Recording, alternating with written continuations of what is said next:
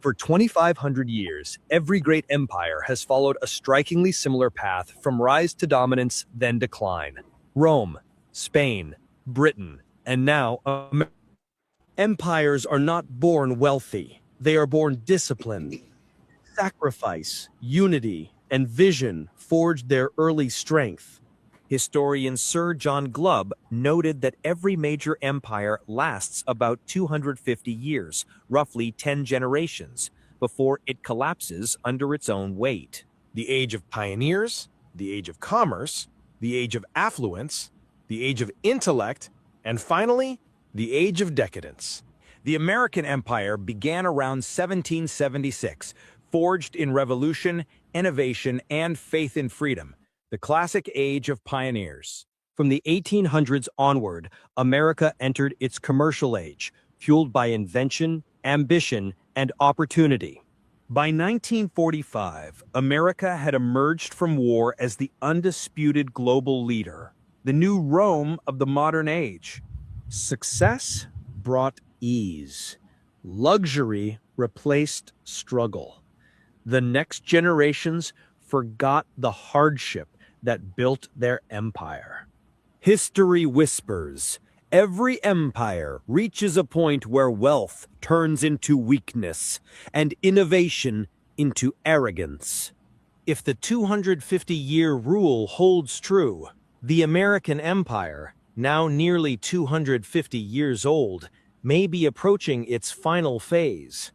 In the 19th and early 20th centuries, the American spirit transformed raw land into the engine of global production. The US dollar became not just a currency, but a promise, a symbol of stability and power. After World War II, the United States stood alone as the world's supplier, creditor, and protector, the empire of abundance. In 1944, world leaders met in Bretton Woods, establishing the dollar as the center of the global economy, backed by gold and forced by trust. America led in technology, medicine, and science. From moon landings to microchips, innovation became the new conquest. The American dream wasn't just an idea, it was an export. The world began to imitate American lifestyles, music, and wealth. Bases spread across the planet. The American flag flew over seas and skies, a symbol of protection and control. From Wall Street to Main Street, the nation believed its prosperity would never end. By the late 20th century, America was the unquestioned superpower, the richest, most influential nation in human history. But beneath the glory, the seeds of decline were already sown. Debt rising, discipline fading, and the cycle quietly turning toward its next phase. Empires rarely die in battle. They die in comfort. Wealth multiplies faster than wisdom. What was once a nation of builders becomes a nation of spenders. Debt replaces discipline. Factories close. Imports rise. The empire now consumes what others create. Printing replaces producing. Credit cards and deficits become the lifeblood of prosperity. As wealth concentrates, anger spreads. The rich retreat into castles of comfort, the poor into despair. Leaders argue instead of lead. Policies become performance. Truth becomes a weapon. Honor, duty, and restraint fade. Fame and pleasure take their place. Like Rome, the empire spreads itself thin, policing the world while neglecting home. Screens replace streets, and attention becomes the new currency. Empires collapse quietly, scroll by scroll. History's whispers grow louder. Economies strain, debt surges, faith fades. The empire stands proud, but hollow. The empire no longer falls in a single day. It erodes over decades. Currencies weaken, promises break, and trust dissolves. Interest consumes the empire's future. What once fueled growth now fuels decay. People begin to doubt the paper they once worshipped. Inflation becomes the silent thief of empires. Allies start questioning the empire's strength. Former partners seek independence. The world realigns. History never leaves a vacuum. As one empire falls, another rises quietly, patient, calculating, ready. Cities finally awaken. Protests, uncertainty, and demand for truth ripple through every city. Rome fell. Spain fell. Britain fell. Each believed it was different. Each ignored the same warning signs. From ashes, something new begins. Digital currencies, decentralization, and regional power blocks form. Gold, truth, and productivity regain meaning. Empires die, but principles survive. Every empire rises with courage and falls through corruption. The American empire now stands at the edge, its clock nearly struck. Empires don't die, they evolve. The question isn't whether America will fall, but what will rise in its place. So before we go any further, we'd like to start off giving all praises, honor, and glory to Yahweh, Ba'ashem, Yahweh Shai, Ba'ashem, Rachak, Kodash. Yahweh is the true name of our Heavenly Father, who the word ignorantly know as God, Jehovah, and Yahweh. Yahweh Shai is the name of our King, Lord, and Savior, who the word ignorantly know as Jesus Christ. Ba'ashem, Rachak, Kodash is in the name of the Holy Spirit, and that's the inspiration given to us to edify only those that have been given the ears to hear. Double honors to our teachers, the apostles, bishops, and elders at Great Millstone, peace and salutations to the 144,000 in the elect scattered throughout the four corners of the earth. Shalom to the believers that subscribe and listen to this truth wholehearted through the spirit and power of Yahweh Ba'ashem Yahweh Shai. All right, we're the brothers here from the GMS Great Millstone, Memphis branch, coming at you with another live lesson. As you see, we've entitled the 250-year rule, decadence and decline. Okay. And of course, you know, yesterday was so-called Independence Day, the 4th of July. And you know, they celebrated this 250th year anniversary of America's so-called independence. And now, you know, we are here to tell you what that actually means. Okay. And now that the smoke has cleared, the dust has settled, you know, we understand, like the scriptures say, and if y'all can know, you want to read it, Ecclesiastes 7 and 8. And then can you get load up Isaiah 47 and 1 in the NLT? Yeah, you know, the scriptures tell us, okay, how we ought to feel about the end of a thing. You know, it's better that way. All right. So, Lord, will you be edified, you know, as we flow in the spirit with this lesson? You got it, Yaganan. I'll pull it up on the screen. You can go ahead and start reading. Okay, Con. This is Ecclesiastes 7 and verse 8. It says, better is the end of a thing than the beginning thereof. And the patient in spirit is better than the proud in spirit. Yeah, because this is what we actually been waiting for. All right. For even more so longer than 250 years. Okay. Now, the 250-year rule, we're going to get into it. Okay. But like, you know, what it reads here in Ecclesiastes 7 is better that this empire ends. And it's better that we are in the end of America's empire, okay, which in the scriptures is known as Babylon the Great. So, Aina, can you take us to the Isaiah 47? The Isaiah 47 and 1. I don't know if you heard me. I seem like you having a connection problem. You keep getting kicked out. But if you can get Isaiah 47 and 1, brother, if you can hear me, I'm gonna put it up on the screen. Yeah, I don't know what's going on, but I got it.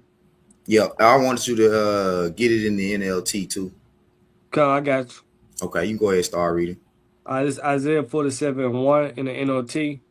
It reads, "Come down, virgin daughter of Babylon, and sit in the dust." And the virgin daughter of Babylon is indeed America. You know, no and if buts about it. Okay, Mystery Babylon in the scriptures is America. Go ahead. Sit on the ground, there is no throne, O daughter of the Chaldeans. For thou shalt Yeah, know. not, I think you skipped back to the KJV. It didn't say sit Oh, on the my ground. bad, my bad. Yeah, Slide, bro. it's all good. All right. From the top again, Isaiah 47:1 in the NLT. Come down, virgin daughter of Babylon, and sit in the dust. For your days of sitting on the throne have ended. Yeah, that's the key, right? Your days of sitting on the throne have ended. This is what the 250-year rule tells us, right?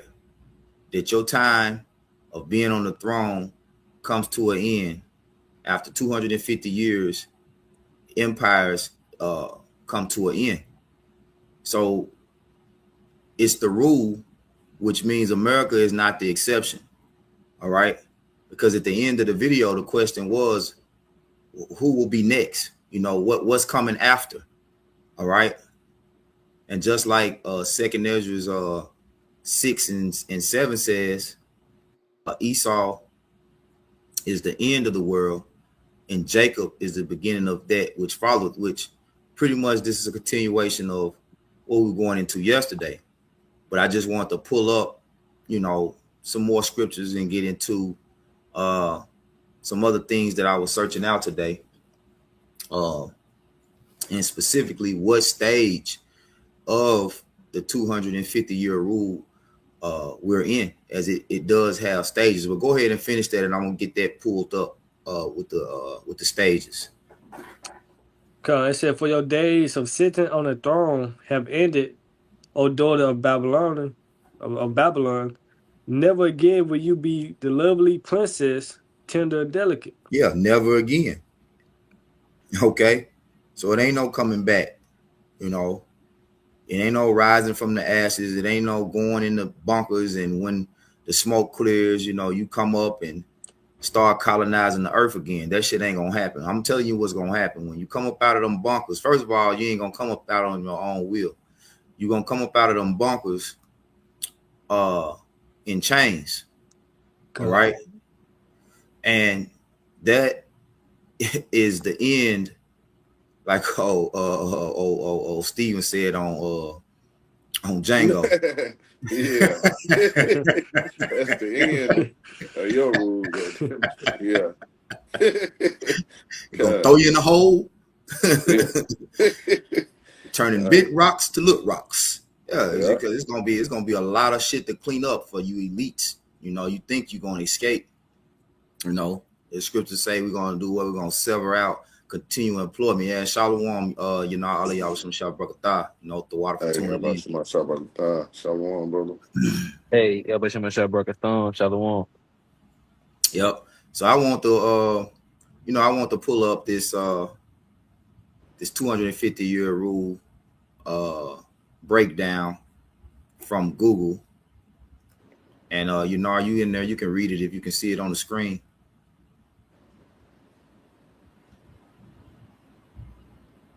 Yeah, it says the 250-year rule is a historical theory suggesting that great empires and civilization last an average of 250 years, or about 10 generations before collapse. Yep. Hey, you keep going. Okay, it says seven stages of empires. It says, one, the age of pioneers. It Yep. says two, the age of conquest. Three, the age of commerce. Four, the age of influence. It says five, the age of intellect. Now, Baba Six, Kushah, the Baba age. Kushah, So like, Baba Kushah, right? We're gonna deal with 5, 6, and 7, right? Now, 5, right, which represents power, right here it says the age of intellect, cultural and intellectual achievements flourish. Now we bring this out all the time, but we're gonna keep bringing it out. We're gonna keep drilling it and drilling it and drilling it in our people's heads until they either get it with this word or they get it with the missiles, right? So we're gonna come back to that. And Yakanan, give me I'm gonna pull it up on the screen. Let's go to Jeremiah, right? Let's go to Jeremiah 51 and verse 7. And also Aina,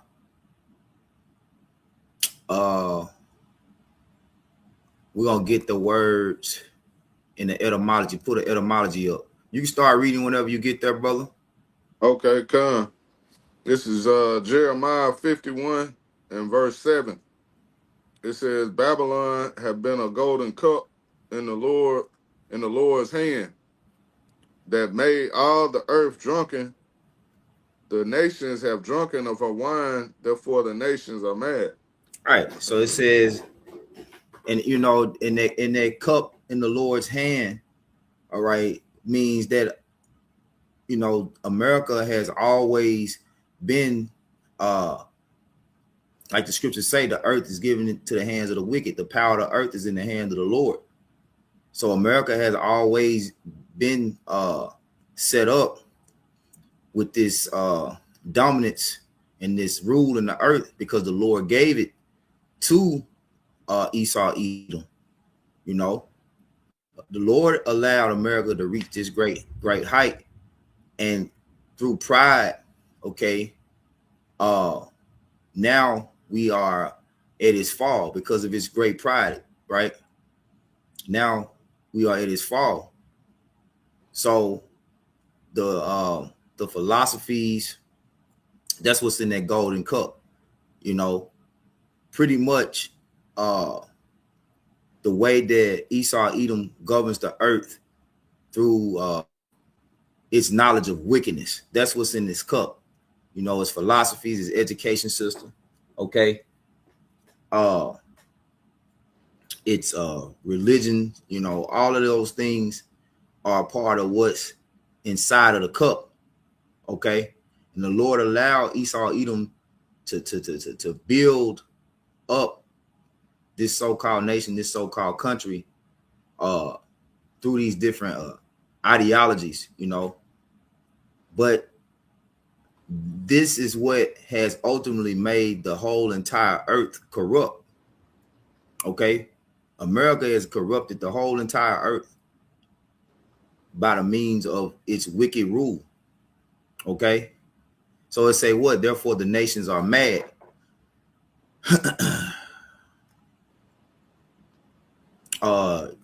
You got that word mad in the etymology, I know? Yeah, Con, I got it. Okay, Con, if y'all both got anything to add, go ahead, roll with it. Yeah, this is man in the etymology. It said disorder in intellect. Yep. Which the 250-year rule, all right, it said the 7 stages, number 5, which is 5 represents power, right? It said the age of intellect, okay? So this was the height, all right? It said cultural and intellectual achievements flourish because of intellect. Now click on intellect, and I'm gonna pull it up, right? You talking about intellect and etymology? in the etymology, right?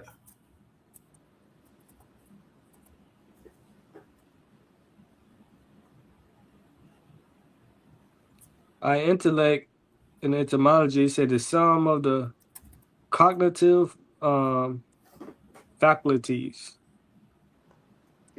Yeah. Then they say except the sense or sense and imagination, the capacity of reason and truth. The capacity for reason and truth, late 14th century, intellectual capacity. Yeah. Discernment, Go ahead. okay, discernment, a precipitation, No, perception. so like Yep. a perception, understanding, Yep. now use of a past pot, man, boy, it's like it. Yeah, yeah. You don't gotta read that. It just say to understand, discern. Yep. Just jump down where it say to understand, discern, and then Yeah, it say see intelligence, and we're gonna click on intelligence. yeah, Right? to understand, discern, see intelligence. Yep. So we're gonna read it one more time from the top, right? From the top. Yeah, and then we're gonna click on intelligence. Well, I want you to read through it again one more time. Baba Shot. Okay, it said the sum of the cognitive faculties Yep. is self sense or sense and imagination, the capacity for reason and truth. That's key. That's what we want to highlight. The capacity for reason and truth, right? So it was a time, which we was quoting this yesterday, where they knew that a thorough understanding of the Bible, right? And look, who quoted that? Let's fact check that. Who was that? Was it Franklin Roosevelt or was it Theodore Roosevelt? Let's see. Right. Theodore Roosevelt, if I'm not mistaken.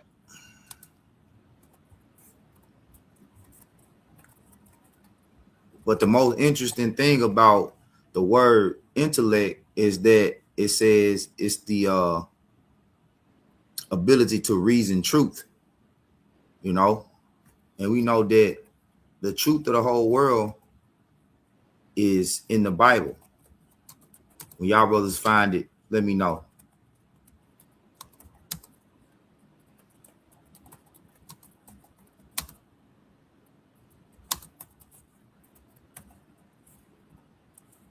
I'm typing it in, so I think it was Theodore Roosevelt. Yeah, it was Theodore Roosevelt, right? It said the statement of thorough knowledge of the Bible is worth more than a college education. So why did they set up colleges as the standard of success in America? Because they know that would ultimately take people away from the truth. And when you are not able to reason truth, you're easily deceived and people can capitalize. So it was a capitalization tactic because people are in the most debt going to what? To college, learning all these fucking philosophies, learning all these different theories, the Darwin theory, the Big Bang theory, the evolution theory, you know, all of that bullshit. You go to college to lose, and I mean, you go to college to learn and lose, right? Well, as we say, you come out of college after 4 years, you did $200,000 in debt. Yep. Right. So it says, yeah, the statement of thorough knowledge of the Bible is worth more than a college education comes from the U.S. President Theodore Roosevelt and has been echoed by notable figures such as Robert Millikan and Benjamin Franklin. It said it reflects the belief that deep familiarity with the Bible can provide a foundation for wisdom, hope, and hope that transcends the scope of formal education. You see that? So this is why the nations went mad, is because they went away from the standard of the Bible, which is the standard of truth. Okay. So we still got the etymology pulled up on the screen. I know. You can tap into this word intelligence, right? Yeah. Okay. So it say the intelligence and the etymology late 14th century, the highest faculty of the mind. The highest faculty of the mind. So if you don't have a thorough understanding of the Bible, which is the mind of who? Yahweh Bashim Yahweh Shai, the Most High, then you don't have true intelligence. And this is why the people are mad. And Esau, what is he going into now? The age of artificial intelligence, which is ultimately the age of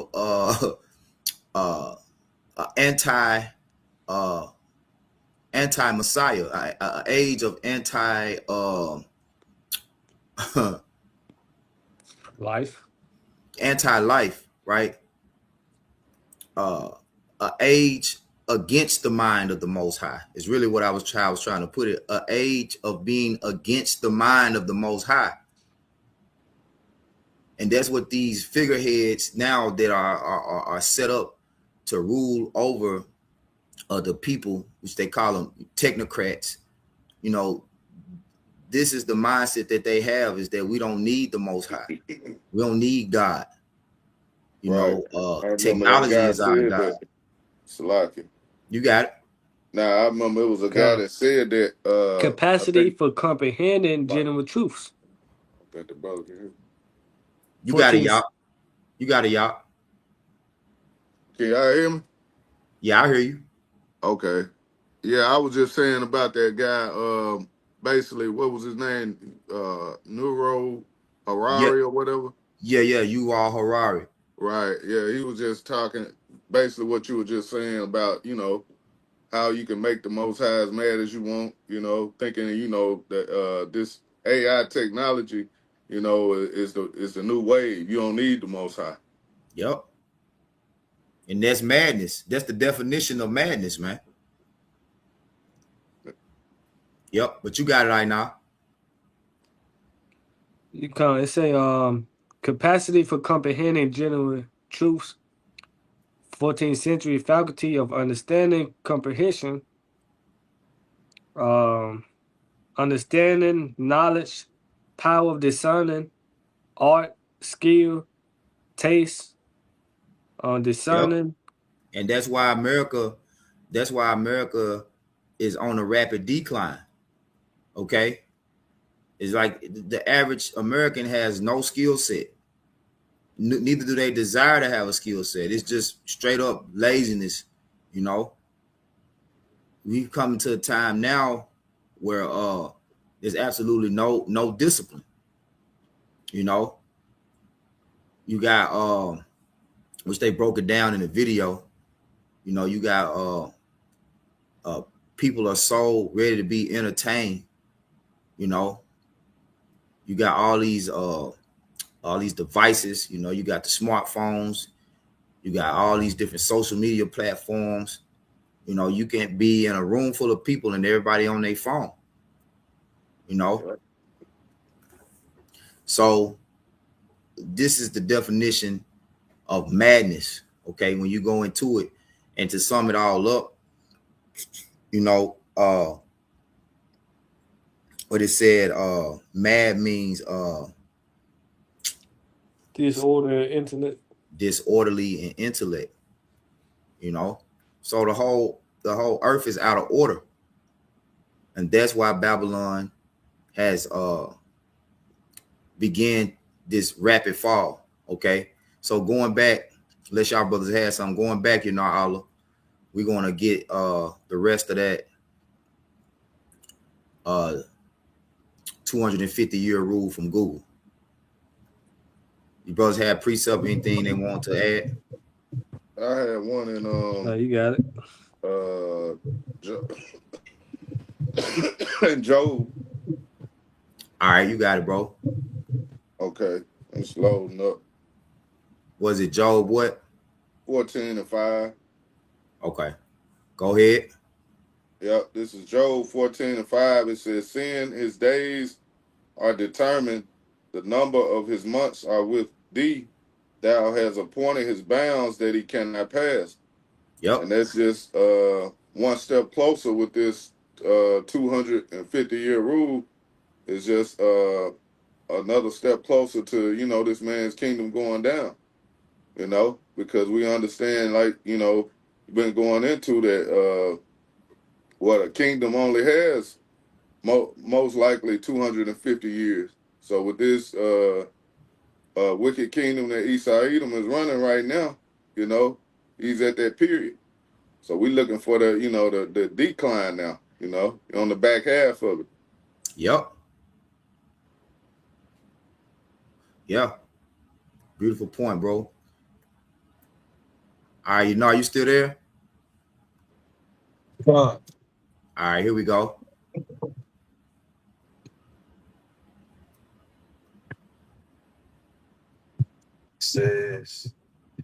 It says the age of intellect. Then it says the age of decadence. Yeah, or decadence. Decadence, right? Okay. Did you get this word decadence? Oh, Salakia.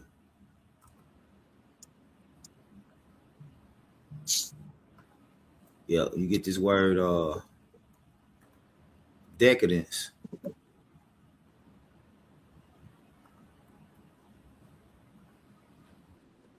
Says moral and cultural decline is characterized by excessive indulgence in pleasure or luxury. Yep. That's fire. And that's where we at. That's where America is with it. That's where they at with it. Excessive indulgence in pleasures. All right. So you got it, bro. Then it says that the age of decline.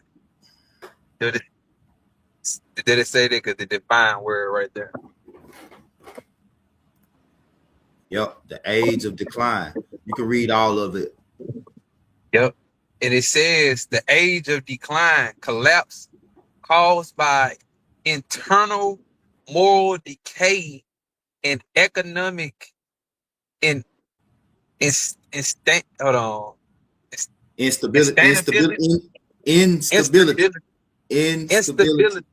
Yep. Economic instability rather than military defeat. Yeah. So, like in the video, it say you got America, military going to war all over the world. Meanwhile, within the American economy, it's full of corruption and moral decay. Right? Let me add Ainat back in there. I think he got kicked out. Yep. Yeah, it's full of moral decay, man. So we get this scripture right here, Proverbs 28:2, in the NLT, right? Brother can put it up.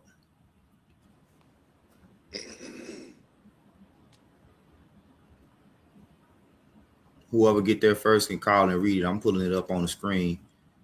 The Proverbs. Yep, Proverbs 28:2 in the NLT. Yep. If you got it, you go ahead and read it, bro. I'll catch up. Man. God damn.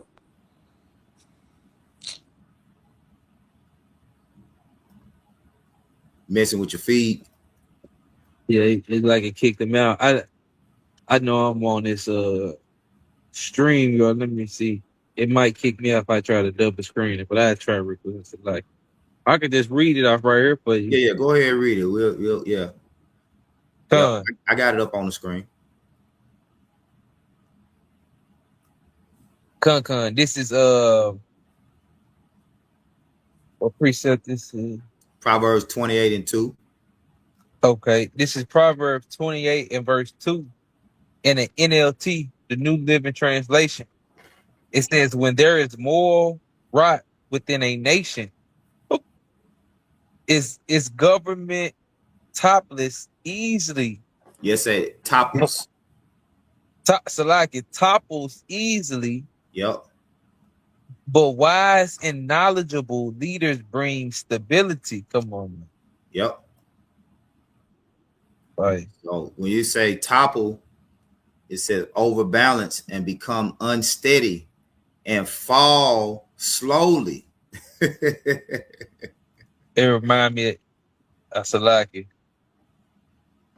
Go I was ahead, gonna bro. say, it remind me of that little what's the little song of Humpty Dumpty you learned in school?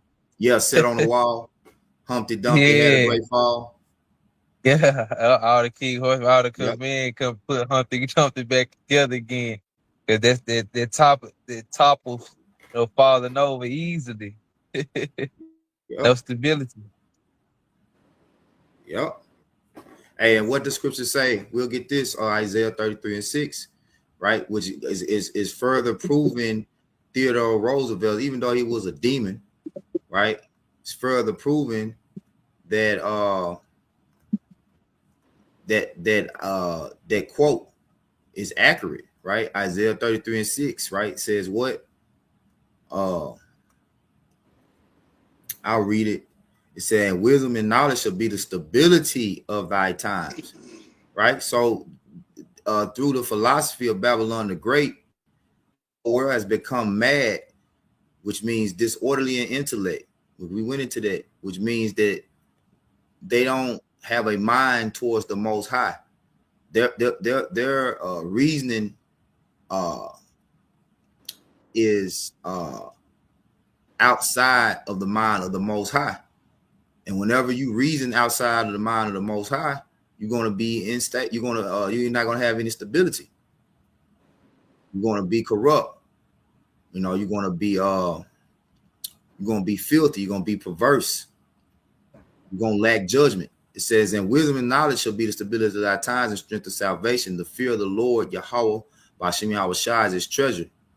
Okay. So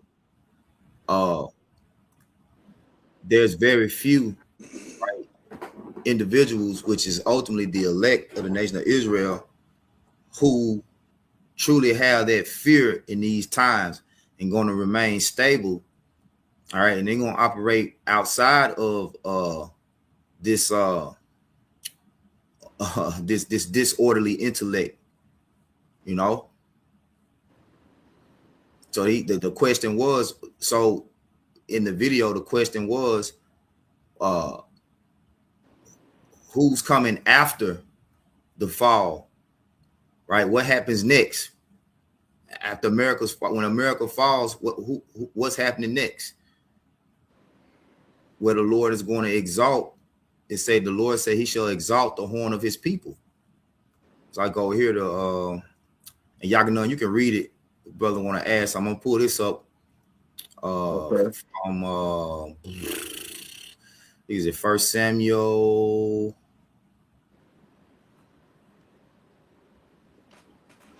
Let me see. Yep, the First Samuel. Start at 5, bro. Where you want? First Samuel what? 2 and 5. Yep, I got it up on the screen, I think. Can you see it? Yeah. Yeah, kind. So like is I'm letting this phone load. Oh, it's all good. Okay, you said First Samuel 2 and 5. Yep. All right, this is First Samuel 2 and verse 5. It says, "They that were full have hired themselves for bread." Read it And again. it says, "They that were full have hired themselves for bread." Read it one more time. They that were full have hired out themselves for bread. Yeah, they hired themselves out, right? So I just want to see something real quick, right? I ain't gonna change the screen. I just want to see something real quick, right? I just want to see what that means. I want to see what they say that means.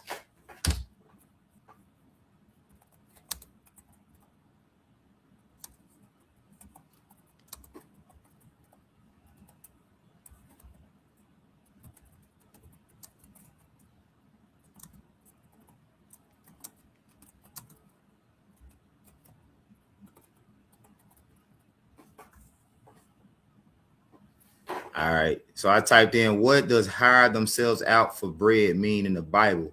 It says, hire themselves out for bread describes a sudden, drastic reversal of fortunes. It says illustrates a scenario where formerly wealthy or self-sufficient people lose everything. Man. Hey, that remind me of that movie, Trading Places. You remember? Yeah, Eddie Man, Murphy. they was on top of the world until to the end, and went broke, just like that. Yep. So, hey, that's the same way the Lord gonna hit these Edomites, man. They on the elite Edomites, the ones that's on top right now. They're gonna be through. And what happened? Now you cool. I gotta. You still there? Yeah, I'm still here. Can you hear me? Shit.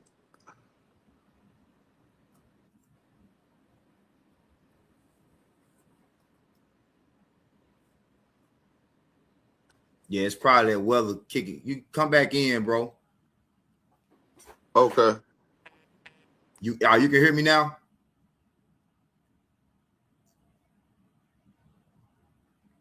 Okay. Brother's gonna tap back in, then we're gonna continue the lesson. We're gonna wrap it up in a minute though.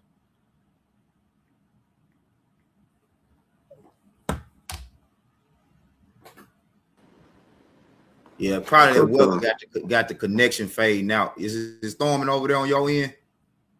Yeah, yep. Yeah. I told the brothers to tap back in. Now you go ahead, bro. You were saying something. Shit, Salaki, I lost my point, bro. Yep. You want me to finish this out in this First Samuel? Well, I'm reading this from the Google, right? I'm gonna finish this. Oh, so back to what does hire themselves out for bread mean in the Bible? It says, hell is that?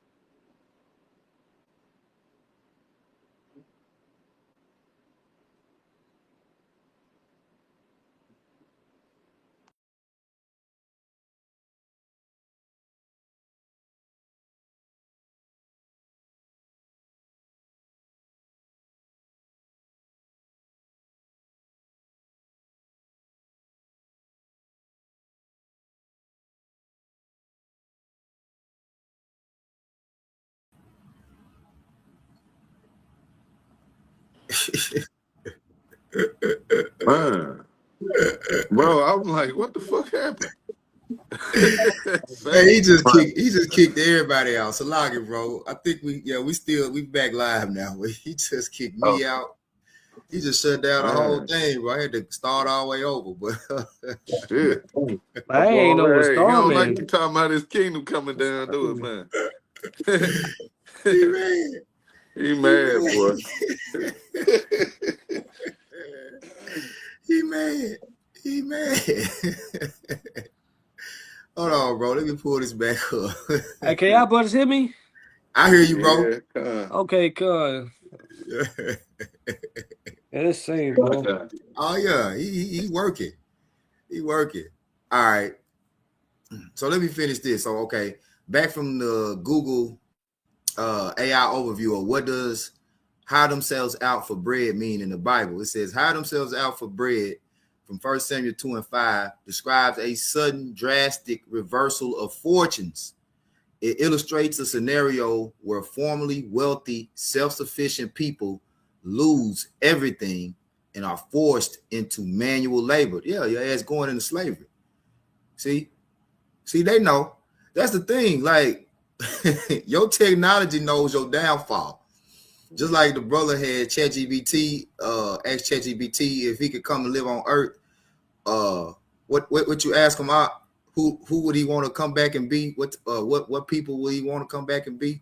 Well, it was like I seen that on social media. Somebody asked that question and it said African American. He come back as an African American, Yeah, and yeah. that and you know Esau was mad, but heard about that. You want to counsel ChatGPT. Damn. But why would ChatGPT say that when the Edomites, the so-called white man, he winning? His fortunes, he has the upper hand right now. But it's about to be a sudden, drastic reversal of fortunes.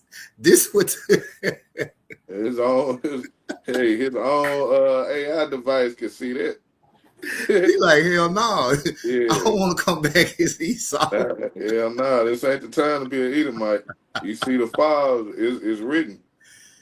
Hey, his home technology testifying against him, man. So that show you how cold the Most High is. But I'm gonna finish this. It says they're gonna lose everything and gonna be forced into manual labor just to survive and afford basic food, right? It says divine sovereignty. It emphasizes that the Most High is in complete control of human circumstances, material wealth, and social status are never guaranteed, and the Most High has the power to humble the proud and lift up the lowly. Man. Hey, that's hey man. Call Allah Yahweh Shemi Hawashah. That's all I can say. Yep. So y'all have any precept, anything to add before we go back to that 1 Samuel 2? As a matter of fact, I'm okay. Let me pull up precept. As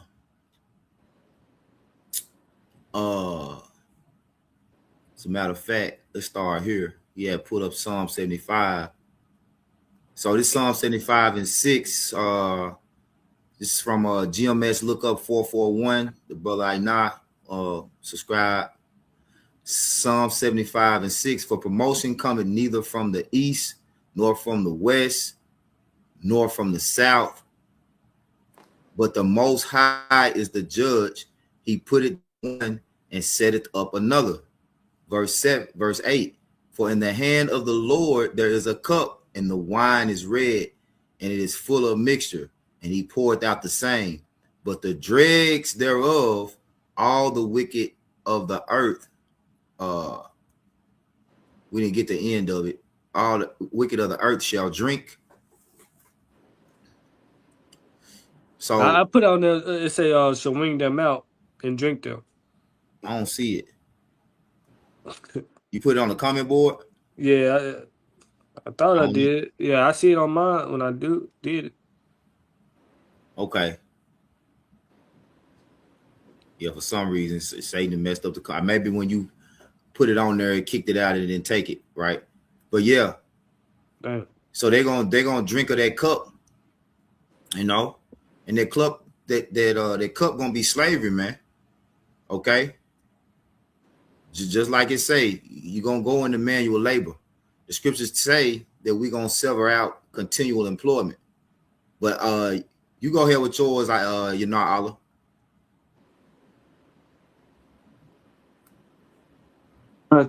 This is Acts chapter 1 and verse 6.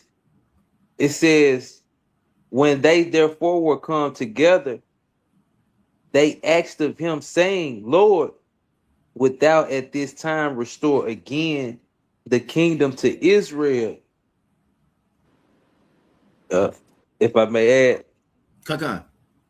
yeah, just going back into the over the Google AI overview that you had for First Samuel, it talked about that divine sovereignty, that the Yeah, Most High He in control, and that's also what we're waiting on, the kingdom of Israel to be restored, to be given unto us, because yep, this 250-year anniversary, even though they celebrating what they celebrating their downfall, that's you it. know what I'm saying, and the ultimate what the restoration or restoration of the kingdom of Israel, you know what I'm saying, unknowingly.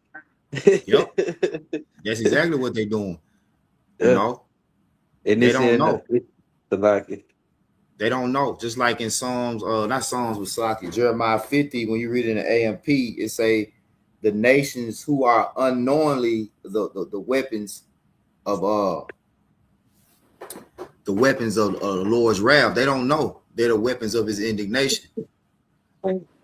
So uh, the bar always say the most high got them in the trick bag.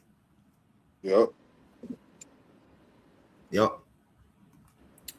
Is it more? Or that you had something else? Anybody had something else? We're gonna go back to I just first. had looked up, how long. Well, we always speak on this though. It says, how many years has America been at war?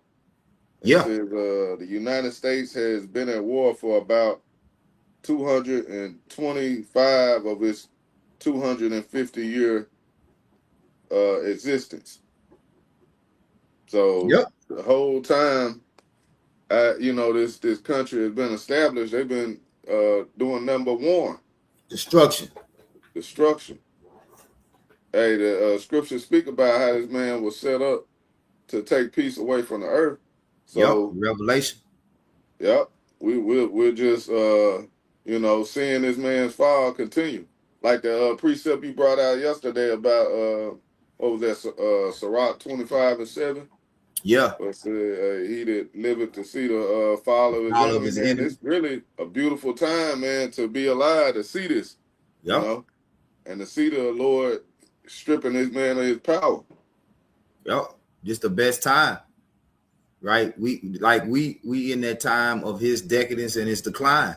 This is the best time because we are witnessing that this kingdom topple, you know, that slow fall. But you know, it's actually speeding the fall. Like the closer that fall gets to hitting the ground, the fastest. You know what I'm saying? Like when it comes from the Mhm. top, it's like it's taking forever. But then once, Slow. yeah, It's once picking up it speed. after that, after it gets like on that certain angle, then it just come Yep. on. It just come on down. So we at the point where it's about to start rapidly declining. The Lord about to speed this thing up, man. And now you still there? You can hear? I'm still here. Okay, con, good. All right, so we're gonna go back. Yakanon, you can pick us back up. I Okay. had one more precept. Okay, I go to it. Where is that? Isaiah 51 and 22. All right.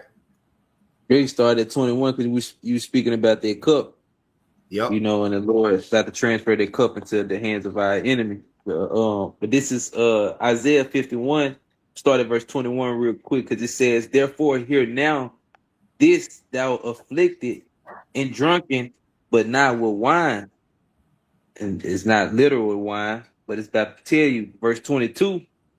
Thus saith the Lord Yahweh, by Hashem Yahweh Shai, the Lord and thy power that pleadeth the cause of his people, which are you so-called Negro, Latinos, and Native American Indians. It says, Behold, I have taken out of thine hand the cup of trembling, even the dregs of the cup of my fury. Mm. Thou shalt no more drink it again. Verse 23, but I will put it into the Hey, hand that's of why. That's why Salakia. That's why we started off with better is the end of a thing, because this is the end of our captivity. We ain't drinking of that cup no more. Yep. Now it's time for Esau, the wicked, the devil, to drink of that cup. verse 23. it says, but I will put it into the hand of them that afflicted thee, which have said to thy soul, bow down that we may go over. And thou hast laid thy body as the ground and as the streets to them that went over. Mm. The Lord about to take that cup out of our hand. Again, like you speaking on what they about to get that cup, which is what the curses, Slavery. the Lord's Yep. slavery, the Lord's Captivity. spirit. Yep.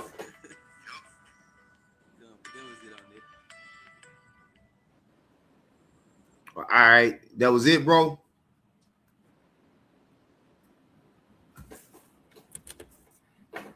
Yeah, Con, that was it. Okay. All right. The water. Beautiful point, man. That was a good precept. So, all right, we're gonna go back to 1 Samuel. Y'all. Okay. Yeah, Con. This is 1 Samuel. Let me highlight it. 2 and 5. Yeah, this is 1 Samuel 2 and verse 5. It says, they that were full have hired out themselves for bread, and they that were hungry ceased. So the barren had Salakia, so that the barren have borne 7, and she that have many children is wax feeble. Keep going. Yeah, Con. Read it all the way down to 10. Okay, Con, it says, verse 6, the Lord, Yahweh Shema Shai, killeth and maketh alive. He bringeth down to the grave and bringeth up. The Lord maketh poor and maketh rich. He bringeth low and lifteth up. He raiseth up the poor out of the dust and lift up the beggar from the dunghill, to set them among princes and to make them inherit the throne of glory. Right. The throne of glory.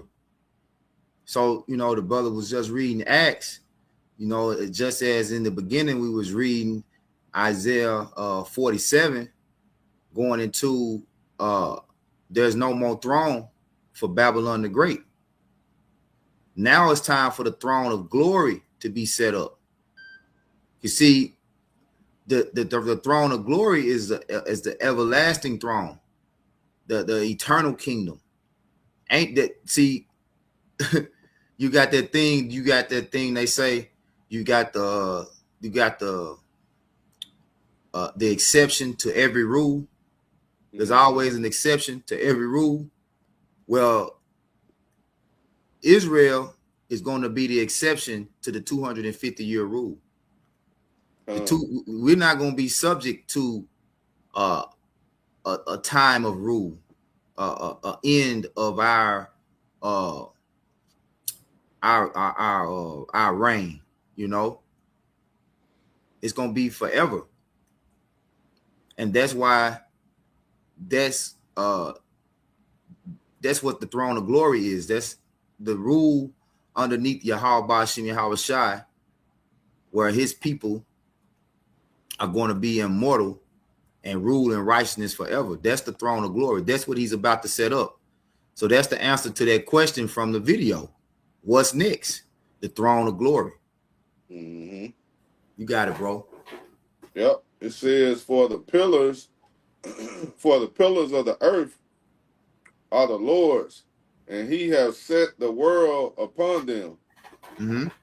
It says, he will keep the feet of his saints, and the wicked shall be silent in darkness. Yeah, the saints are the Israelites, and the wicked is Esau, Edom. Go ahead. For by strength shall no man prevail. And that's what, Esau, Edom, he's banking on his riches, the strength of his riches, the strength of his military.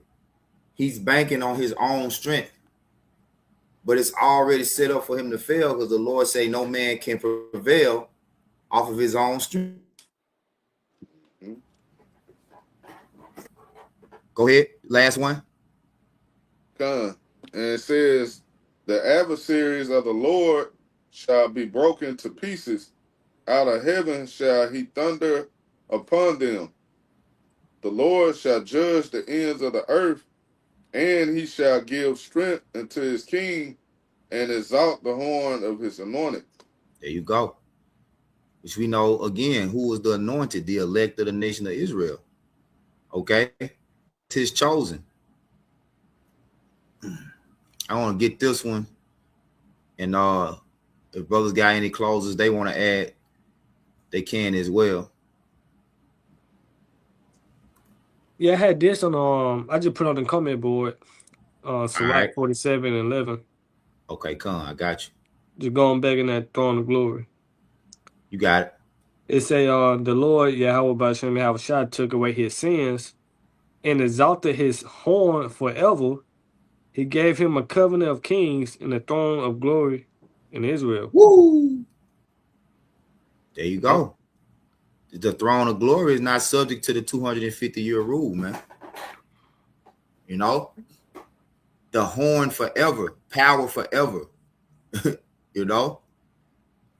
Should have let me get mine first. God, I don't even want to get mine no more. yeah, and it's beautiful because this pretty much going to King David, which the house of David is coming back. And that's the throne of glory right there, the house of David. And who's gonna be ruling? The chief king Yahweh Shah, man. Yep. Hey, it's beautiful. Yep. So I don't got nothing else after that, bro. Unless y'all brothers have nah, it's cool. It's cool. Hey. Hey. Points been made. And again, we pray that you were edified. We'd like to give all praises, honor, and glory once again to Yahweh. All right. Double honors again to our apostles, bishops, and elders. Kwam Yasharala. Shalom. Yeah.